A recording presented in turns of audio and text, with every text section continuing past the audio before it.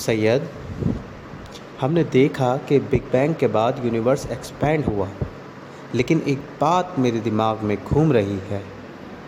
पूछो समीर, क्या बात है? अगर बिग बैंग में सिर्फ एनर्जी थी तो मैटर यानी एटम्स, गैलेक्सीज, चीज़ें सब कुछ एनर्जी से कैसे बना? एक्सीलेंट सवाल। साइंस कहता है कि शुरुआत में सिर्फ एनर्जी थी, कोई एटम, कोई इलेक्ट्रॉन, कोई मैटर नहीं था।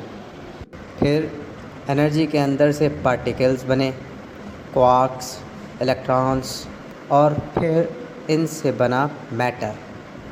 लेकिन समीर, यहाँ बात रुकी नहीं है। मॉडर्न फिज़िक्स के मुताबिक हर पार्टिकल का एक एंटी पार्टिकल भी बनता है, यानी अगर एक इलेक्ट्रॉन बनता है तो एक पॉजिट्रॉन भी साथ में बनता है। ये दोनों जब टकराएं तो दोबारा एनर्जी बन जाती है। इसका मतलब ये है कि जितना मैटर बना उतना ही एंटी मैटर बना। तो सवाल ये है, आज मैटर तो है लेकिन एंटी मैटर कहाँ गया? मतलब अगर दोनों बराबर बने तो सब कुछ फिर एनर्जी बन जाता, कुछ भी रेस्ट पे ना रहता। बिल्कुल। अगर मैटर और एंटी मैटर बराबर होते तो हम भी एग्जिस्ट नहीं करते, लेकिन किसी वजह से मैटर थोड़ा सा ज़्यादा था। बस उसी एक्स्ट्रा मैटर से बनी ये सारी यूनिवर्स। साइंस आज तक ये नहीं बता पाई कि वो इम्बैलेंस कैसे हुआ। बैरियन एसिमेट्री थ्योरी के मुताबिक फ़िज़िक्स के लॉज में मैटर और एंटी मैटर बराबर होना चाहिए थे। ये इम्बैलेंस भी एक निज़ाम के तहत लगता है, रैंडम नहीं। किसी ने खूब कहा है, it is impossible for matter to form on its own through coincidence. The law of physics show that matter could only exist if there was deliberate design behind it.